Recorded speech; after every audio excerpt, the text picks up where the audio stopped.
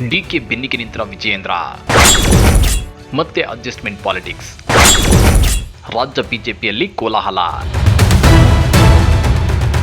ಡಿಕೆಶಿ ನಮ್ಮ ರಾಜ್ಯದ ಸಿಎಂ, ಆದ್ರೆ ಇವರ ಜೊತೆ ಬಿಜೆಪಿ ನಾಯಕರು, ಅದರಲ್ಲೂ ಬಿಜೆಪಿ ರಾಜ್ಯಾಧ್ಯಕ್ಷ ಬಿವೈ ವಿಜಯೇಂದ್ರ ಅಡ್ಜಸ್ಟ್ಮೆಂಟ್ ರಾಜಕಾರಣ ಮಾಡ್ತಿದ್ದಾರಾ?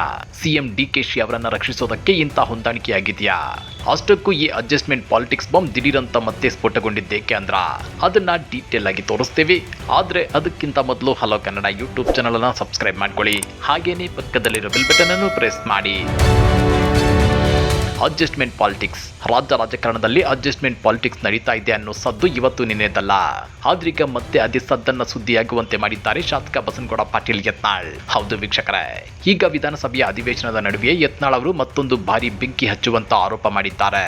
ಅದೇನಂದ್ರೆ ಸಿಎಂ ಡಿಕೆ ಶಿವಕುಮಾರ್ ಅವರನ್ನ ರಕ್ಷಣೆ ಮಾಡೋಕೆ ಬಿಜೆಪಿ ಕಮಲ ನಾಯಕರು ಹೊಂದಾಣಿಕೆ ರಾಜಕಾರಣ ಮಾಡಿಕೊಳ್ಳುತ್ತಿದ್ದಾರೆ.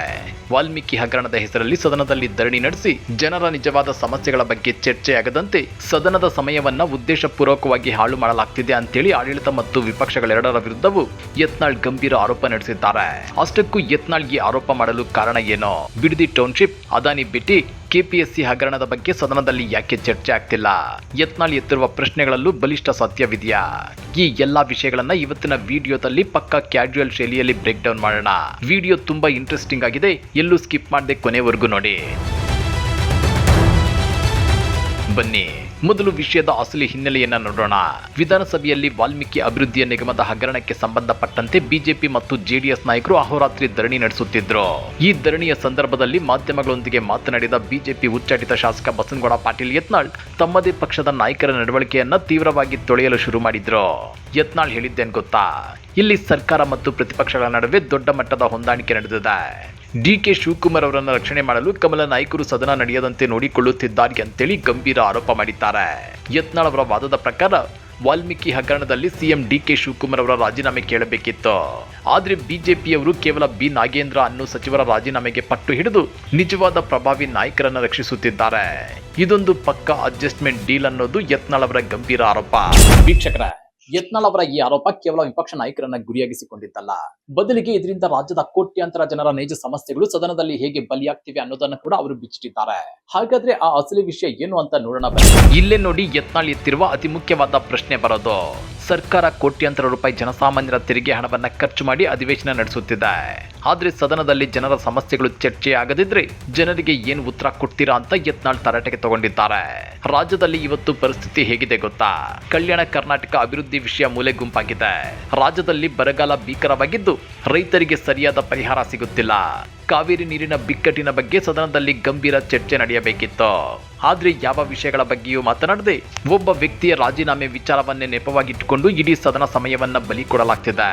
ಹೀಗಾಗಿ ಅಧಿವೇಶನವನ್ನ ಇನ್ನೊಂದು ವಾರ ಮುಂದುವರಿಸಿ ರಾಜ್ಯದ ನಿಜವಾದ ಸಮಸ್ಯೆಗಳ ಬಗ್ಗೆ ಚರ್ಚಿಸಲು ಎಲ್ಲರಿಗೂ ಅವಕಾಶ ಕೊಡಬೇಕು ಅಂತ ಯತ್ನಾಳ್ ಆಗ್ರಹಿಸಿದ್ದಾರೆ. ಯತ್ನಾಳ್ ಅವರು ಕೇವಲ ವಾಲ್ಮೀಕಿ ಹಗರಣಕ್ಕೆ ಸೀಮಿತವಾಗಲಿಲ್ಲ. ಅವರು ಸದನದಲ್ಲಿ ಚರ್ಚೆ ಆಗದೆ ಮುಚ್ಚಿ ಹಾಕಲ್ಪಡುತ್ತಿರುವ ಇನ್ನಷ್ಟು ಆಘಾತಕಾರಿ ವಿಷಯಗಳನ್ನ ಹೊರಹಾಕಿದ್ದಾರೆ. ಮೊದಲನೆಯದಾಗಿ ಬಿಡದಿ ಟೌನ್ಶಿಪ್ ಯೋಜನೆಯ ಭೂಸ್ವಾಧೀನ. ಕರ್ನಾಟಕದಲ್ಲಿರೋದು ಸರ್ಕಾರವಲ್ಲ, ಇದೊಂದು ರಿಯಲ್ ಎಸ್ಟೇಟ್ ಮತ್ತು ಭೂಸ್ವಾಧೀನ ಸರ್ಕಾರ ಅಂತ ಯತ್ನಾಳ್ ವಾಗ್ದಾಳಿ ನಡೆಸಿದ್ದಾರೆ. ಬಿಡದಿ ಭಾಗದಲ್ಲಿ ರೈತರ ಭೂಮಿಯನ್ನ ಸ್ವಾಧೀನಪಡಿಸಿಕೊಳ್ಳುತ್ತಿರುವ ಪ್ರಕ್ರಿಯೆಯಲ್ಲಿ ದೊಡ್ಡ ಮಟ್ಟದ ಹಗರಣ ನಡೀತಾ ಇದೆ. ಇದರ ಬಗ್ಗೆ ಸದನದಲ್ಲಿ ಯಾಕೆ ಚರ್ಚೆ ಆಗ್ತಿಲ್ಲ ಅಂತ ಪ್ರಶ್ನೆ ಮಾಡಿದ್ದಾರೆ. ಎರಡನೆಯದಾಗಿ ಕೆಪಿಎಸ್ಸಿ ಮತ್ತು ಇತರ ಇಲಾಖೆಗಳ ಭ್ರಷ್ಟಾಚಾರ. ನಿರುದ್ಯೋಗಿ ಯುವಕರ ಭವಿಷ್ಯ ರೂಪಿಸಬೇಕಾದ ಕೆಪಿಎಸ್ಸಿಯಲ್ಲಿ ಅಕ್ರಮಗಳು ನಡೆಯುತ್ತಿವೆ. ಜೊತೆಗೆ ಹಲವು ಸಚಿವಾಲಯಗಳಲ್ಲಿ ಭ್ರಷ್ಟಾಚಾರ ತಾಂಡವವಾಡ್ತಿದೆ. ಆದ್ರೆ ವಿಪಕ್ಷಗಳು ಇದರ ಬಗ್ಗೆ ಮೌನ ವಹಿಸಿವೆ. ಮೂರನೆಯದಾಗಿ ಅದಾನಿ ವಿಷಯದಲ್ಲಿ ಕಾಂಗ್ರೆಸ್ ಇಬ್ಬಗೆಯ ನೀತಿ. ಕಾಂಗ್ರೆಸ್ ನಾಯಕರು ಬಹಿರಂಗವಾಗಿ ಬಿಜೆಪಿಯನ್ನ ಅದಾನಿ ಏಜೆಂಟ್ ಅಂತ ನಿಂದಿಸುತ್ತಾರೆ. ಆದ್ರೆ ಅದೇ ಸಿಎಂ ಡಿಕೆ ಶಿವಕುಮಾರ್ ಅವರು ಅದಾನಿ ಅವರೊಂದಿಗೆ ಸಭೆ ನಡೆಸುತ್ತಾರೆ.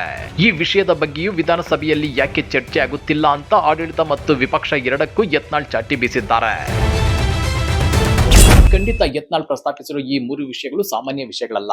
ಆದ್ರೆ ಈ ಎಲ್ಲಾ ಆರೋಪಗಳು ಸದನದ ಒಳಗಡೆ ಮಾತ್ರವಲ್ಲ, ರಾಜ್ಯ ರಾಜಕಾರಣದಲ್ಲಿ ಪ್ರತಿಪಕ್ಷಗಳ ಅಸ್ತಿತ್ವ ಮತ್ತು ಅದರ ಜವಾಬ್ದಾರಿಯನ್ನೇ ಪ್ರಶ್ನಿಸುವಂತಿದೆ. ಸ್ನೇಹಿತರೆ, ಯತ್ನಾಳ್ ಅವರ ಈ ಆರೋಪ ಕೇವಲ ಒಂದು ಹೇಳಿಕೆಯಲ್ಲ, ಇದು ಕರ್ನಾಟಕದ ವಿಪಕ್ಷ ಬಿಜೆಪಿ ಒಳಗಿನ ಭಿನ್ನಮತ ಮತ್ತು ಆಡಳಿತ ಪಕ್ಷದ ಜೊತೆಗಿನ ಸಂಬಂಧದ ಮೇಲಿರುವ ಅನುಮಾನಗಳನ್ನ ಮತ್ತೆ ಮುನ್ನೆಲೆಗೆ ತಂದಿದೆ. ಬಸನಗೌಡ ಪಾಟೀಲ್ ಯತ್ನಾಳ್ ಅವರು ಈ ಹಿಂದೆಯೂ ತಮ್ಮದೇ ಪಕ್ಷದ ನಾಯಕರಾದ ಬಿಎಸ್ ಯಡಿಯೂರಪ್ಪ ಮತ್ತು ಬಿವೈ ವಿಜಯೇಂದ್ರ ವಿರುದ್ಧ ಹೊಂದಾಣಿಕೆ ರಾಜಕಾರಣ ಮಾಡುತ್ತಿದ್ದಾರೆ ಅಂತ ಗಂಭೀರ ಆರೋಪ ಮಾಡಿದ್ರು. ಈಗ ಸದನದ ಒಳಗಡೆಯೇ ನಡೆದಿರುವ ಧರಣಿಯನ್ನ ಡಿಕೆಶಿ ರಕ್ಷಣೆಯ ನಾಟಕ ಅಂತ ಕರೆದಿರೋದು ಬಿಜೆಪಿ ಹೈಕಮಾಂಡ್ಗೂ ನುಂಗಲಾರದ ಬಿಸಿ ತುಪ್ಪವಾಗಿದೆ. ಜನರು ಅಧಿವೇಶನವನ್ನ ನೋಡೋದು ತಮ್ಮ ಸಮಸ್ಯೆಗಳ ಪರಿಹಾರ ಸಿಗಲಿ ಅಂತ. ಆದ್ರೆ ರಾಜಕಾರಣಿಗಳು ತಮ್ಮ ರಾಜಕೀಯ ಲೆಕ್ಕಾಚಾರಕ್ಕಾಗಿ ಸದನವನ್ನ ಧರಣಿಯ ಹೆಸರಲ್ಲಿ ಮುಂದೂಡುತ್ತಾ ಹೋದ್ರೆ ಪ್ರಜಾಪ್ರಭುತ್ವದ ಮೌಲ್ಯ ಎಲ್ಲಿದೆ? ಯತ್ನಾಳ್ ಪ್ರಶ್ನಿಸುತ್ತಿರುವುದು ಕಟು ಸತ್ಯವನ್ನೇ. ಅಂತಿಮವಾಗಿ ನೋಡೋದಾದ್ರೆ ಯತ್ನಾಳ್ವರ ಮಾತುಗಳಲ್ಲಿ ರಾಜ್ಯದ ರೈತರ, ಯುವಕರ ಮತ್ತು ಜನರ ಅಳಲು ಸ್ಪಷ್ಟವಾಗಿ ಕಾಣಿಸುತ್ತಿದೆ. ವಾಲ್ಮೀಕಿ ಹಗರಣದಂತಹ ದೊಡ್ಡ ಅಕ್ರಮದ ತನಿಖೆಯಾಗಬೇಕಿರೋದು ಎಷ್ಟು ಮುಖ್ಯವೋ, ರಾಜ್ಯದ ಭೀಕರ ಬರಗಾಲ, ಕಾವೇರಿ ನೀರು ಮತ್ತು ಜನರ ಜೀವನಾಧಾರದ ಸಮಸ್ಯೆಗಳ ಬಗ್ಗೆ ಸದನದಲ್ಲಿ ಚರ್ಚೆಯಾಗುವುದು ಅಷ್ಟೇ ಮುಖ್ಯ. ವಿಪಕ್ಷಗಳು ಮತ್ತು ಸರ್ಕಾರ ಕೇವಲ ವ್ಯಕ್ತಿಗತ ರಾಜಕೀಯಕ್ಕಾಗಿ ಸದನದ ಸಮಯವನ್ನ ಹಾಳು ಮಾಡಬಾರದು ಅನ್ನೋದು ಪ್ರತಿಯೊಬ್ಬ ನಾಗರಿಕನ ಅಪೇಕ್ಷೆ. ಹಾಗಾದ್ರೆ ಶಾಸಕ ಯತ್ನಾಳ್ ಸ್ಫೋಟಿಸಿರೋ ಈ ಅಡ್ಜಸ್ಟ್ಮೆಂಟ್ ಬಾಂಬ್ ವಿಪಕ್ಷಗಳಾದ ಬಿಜೆಪಿ ಮತ್ತು ಜೆಡಿಎಸ್ಗೆ ಮುಂದಿನ ದಿನಗಳಲ್ಲಿ ಎಂತಹ ಸವಾಲುಗಳನ್ನು ತಂದೊಡ್ಡಬಹುದು? ಆ ಚಿತ್ರಣ ಹೇಗಿರುತ್ತೆ ಗೊತ್ತಾ? ಸ್ನೇಹಿತರೆ, ಯತ್ನಾಳ್ ಅವರ ಈ ಹೇಳಿಕೆಯನ್ನ ನಾವು ಕೇವಲ ಬಿಜೆಪಿಯ ಒಳಗಿನ ಭಿನ್ನಮತ ಅಥವಾ ವ್ಯಕ್ತಿಗತ ರಾಜಕೀಯ ಅಂತಷ್ಟೇ ನೋಡಿ ತಳ್ಳಿ ಹಾಕಲು ಸಾಧ್ಯವಿಲ್ಲ. ಇದರ ಹಿಂದೆ ಪ್ರಜಾಪ್ರಭುತ್ವದ ಅತಿದೊಡ್ಡ ಪ್ರತಿಪಕ್ಷದ ಹೊಣೆಗಾರಿಕೆ ಅಡಗಿದೆ. ಯಾವುದೇ ಒಂದು ರಾಜ್ಯದಲ್ಲಿ ಪ್ರತಿಪಕ್ಷ ಅಂದ್ರೆ ಕೇವಲ ಸರ್ಕಾರದ ವಿರುದ್ಧ ಗಲಾಟೆ ಮಾಡುವುದು ಅಥವಾ ಸದನವನ್ನ ಸ್ಥಗಿತಗೊಳಿಸುವುದು ಮಾತ್ರವಲ್ಲ. ಸರ್ಕಾರದ ಪ್ರತಿಯೊಂದು ನಿರ್ಧಾರವನ್ನ ಪ್ರಶ್ನೆ ಮಾಡಿ ಜನರ ಪರವಾಗಿ ಧ್ವನಿ ಎತ್ತುವುದು ಪ್ರತಿಪಕ್ಷದ ಮುಖ್ಯ ಕರ್ತವ್ಯ. ಆದ್ರೆ ಯತ್ನಾಳ್ ಅವರ ಆರೋಪದಂತೆ ಇಲ್ಲಿ ಪ್ರಮುಖ ವಿಷಯಗಳನ್ನ ಬಿಟ್ಟು ಕೇವಲ ಕೆಲವರ ರಕ್ಷಣೆಗಾಗಿ ಅಥವಾ ರಾಜಕೀಯ ಲಾಭಕ್ಕಾಗಿ ಅಡ್ಜಸ್ಟ್ಮೆಂಟ್ ನಡೆದರೆ ಅದು ಇಡೀ ವಿಪಕ್ಷದ ಅಸ್ತಿತ್ವಕ್ಕೆ ಬೀಳುವ ದೊಡ್ಡ ಪೆಟ್ಟು. ಒಮ್ಮೆ ಯೋಚಿಸಿ ನೋಡಿ, ಕೆಪಿಎಸ್ಸಿ ಪರೀಕ್ಷೆ ಬರೆದು ವರ್ಷಗಟ್ಟಲೆ ಫಲಿತಾಂಶಕ್ಕಾಗಿ ಕಾಯುತ್ತಿರುವ ಲಕ್ಷಾಂತರ ನಿರುದ್ಯೋಗಿ ಯುವಕರ ಕಣ್ಣೀರು ಸದನದಲ್ಲಿ ಚರ್ಚೆ ಆಗಬೇಡವೆ? ಬಿಡದಿ ಸೇರಿದಂತೆ ವಿವಿಧ ಯೋಜನೆಗಳ ಹೆಸರಿನಲ್ಲಿ ಭೂಮಿ ಕಳೆದುಕೊಳ್ಳುತ್ತಿರುವ ಬಡ ರೈತರ ಆಕ್ರೋಶಕ್ಕೆ ಸದನದಲ್ಲಿ ಧ್ವನಿ ಸಿಗಬೇಡವೆ? ರಾಜ್ಯದಾದ್ಯಂತ ಕುಡಿಯುವ ನೀರಿಗೂ ಪರದಾಡುತ್ತಿರುವ ಜನಸಾಮಾನ್ಯರ ಧ್ವನಿ ಶಾಸನಸಭೆಯಲ್ಲಿ ಕೇಳಿಸಬೇಕಲ್ವೇ? ಸರ್ಕಾರದ ಭ್ರಷ್ಟಾಚಾರವನ್ನ ಬಯಲಿಗೆಳೆಯೋದು ಎಷ್ಟು ಪ್ರಾಮುಖ್ಯವೋ ಅದೇ ಸಮಯದಲ್ಲಿ ಜನರ ಈ ಬಿಸಿಯಾದ ದಿನನಿತ್ಯದ ಸಮಸ್ಯೆಗಳಿಗೆ ಪರಿಹಾರ ಕಂಡುಕೊಳ್ಳುವುದು ಅಷ್ಟೇ ತುರ್ತು. ಯತ್ನಾಳ್ ಹೇಳುವಂತೆ ನಾಯಕರು ಕೇವಲ ತಮ್ಮ ನಡುವಿನ ಹೊಂದಾಣಿಕೆ ಅಥವಾ ಆರೋಪ ಪ್ರತ್ಯಾರೋಪಗಳಿಗೆ ಸದನದ ಪವಿತ್ರ ಸಮಯವನ್ನ ಬಲಿ ಕೊಡುತ್ತಾ ಹೋದ್ರೆ ಜನರ ನಂಬಿಕೆ ರಾಜಕೀಯ ವ್ಯವಸ್ಥೆಯ ಮೇಲಿಂದಲೇ ಹೊರಟು ಹೋಗುತ್ತದೆ. ಈಗ ವಿಪಕ್ಷಗಳ ನಾಯಕರು ಯತ್ನಾಳ್ ಅವರ ಈ ಆರೋಪಗಳಿಗೆ ಹೇಗೆ ಸವಾಲು ಎಸೆಯುತ್ತಾರೆ ಮತ್ತು ಸದನದಲ್ಲಿ ಜನರ ಅಸಲಿ ಆಶಯಗಳಿಗೆ ಬೆಲೆ ನೀಡುತ್ತಾರೆ ಎಂಬುದನ್ನ ಕಾದು ನೋಡಬೇಕಾಗಿದೆ. ಸ್ನೇಹಿತರೆ, ಇಲ್ಲಿ ಮತ್ತೊಂದು ರೋಚಕ ಪ್ರಶ್ನೆ ಕೂಡ ಮೂಡುತ್ತೆ.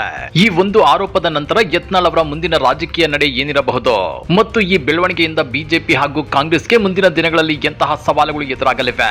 ಬಸನಗೌಡ ಪಾಟೀಲ್ ಯತ್ನಾಳ್ ಅವರ ರಾಜಕೀಯ ಶೈಲಿಯನ್ನ ಹತ್ತಿರದಿಂದ ನೋಡಿದವರಿಗೆ ಒಂದು ವಿಷಯ ಚೆನ್ನಾಗಿ ಗೊತ್ತಿರುತ್ತೆ. ಅವರು ತಮ್ಮ ನಿರ್ಧಾರಗಳಲ್ಲಿ ಹಿಂಜರಿಯುವವರಲ್ಲ. ತಮಗನಿಸಿದ್ದನ್ನ ನೇರವಾಗಿ ಖಾರವಾಗಿ ಹೇಳುವ ಮೂಲಕವೇ ತಮ್ಮದೇ ಆದ ಬೆಂಬಲಿಗರ ಪಡೆಯನ್ನ ಅವರು ಕಟ್ಟಿಕೊಂಡಿದ್ದಾರೆ. ಈಗ ಅವರು ಸ್ಫೋಟಿಸಿರೋ ಈ ಅಡ್ಜಸ್ಟ್ಮೆಂಟ್ ರಾಜಕಾರಣದ ಬಾಂಬ್ ಕೇವಲ ಒಂದೆರಡು ದಿನಗಳ ಚರ್ಚೆಗೆ ಸೀಮಿತವಾಗುವಂತದ್ದಲ್ಲ. ತಮ್ಮ ಮೇಲಿರುವ ಹೊಂದಾಣಿಕೆ ಆರೋಪವನ್ನ ತುಳಿಯಲು ಬಿಜೆಪಿಯ ಪ್ರಮುಖ ನಾಯಕರು ಸರ್ಕಾರದ ವಿರುದ್ಧ ಮತ್ತಷ್ಟು ಆಕ್ರಮಣಕಾರಿ ಹೋರಾಟ ರೂಪಿಸಬೇಕಾದ ಅನಿವಾರ್ಯತೆ ಎದುರಾಗಿದೆ. ಯತ್ನಾಳ್ ಎತ್ತಿರುವ ಬಿಡದಿ ಟೌನ್ಶಿಪ್, ಅದಾನಿ ಭೇಟಿ ಹಾಗೂ ಕೆಪಿಎಸ್ಸಿ ಹಗರಣದ ಪ್ರಶ್ನೆಗಳಿಗೆ ಆಡಳಿತಾರೂಢ ಕಾಂಗ್ರೆಸ್ ಸರ್ಕಾರ ಕೂಡ ಉತ್ತರ ನೀಡಬೇಕಾದ ಧರ್ಮ ಸಂಕಟಕ್ಕೆ ಸಿಲುಕಿದೆ. ಒಟ್ಟಿನಲ್ಲಿ ಯತ್ನಾಳ್ ಅವರ ಈ ಹೇಳಿಕೆ ರಾಜ್ಯ ರಾಜಕಾರಣದಲ್ಲಿ ಹೊಸ ಸಂಚಲನವನ್ನಂತೂ ಸೃಷ್ಟಿ ಮಾಡಿದೆ. ನಾಯಕರು ತಮ್ಮ ರಾಜಕೀಯ ವೈಯಕ್ತಿಕ ಲಾಭ ನಷ್ಟದ ಲೆಕ್ಕಾಚಾರಗಳನ್ನ ಬದಿಗೊತ್ತಿ ಅಧಿವೇಶನದ ಕೊನೆಯ ದಿನಗಳಲ್ಲಾದರೂ ಜನರ ನೈಜ ಸಮಸ್ಯೆಗಳ ಮೇಲೆ ಬೆಳಕು ಚೆಲ್ಲುತ್ತಾರಾ ಅಥವಾ ಈ ಆರೋಪ ಪ್ರತ್ಯಾರೋಪಗಳಲ್ಲಿ ಸದನ ಮುಕ್ತಾಯವಾಗುತ್ತಾ ಅನ್ನೋದನ್ನ ಇಡೀ ಕರ್ನಾಟಕವೇ ಕಾದು ನೋಡ್ತಿದೆ.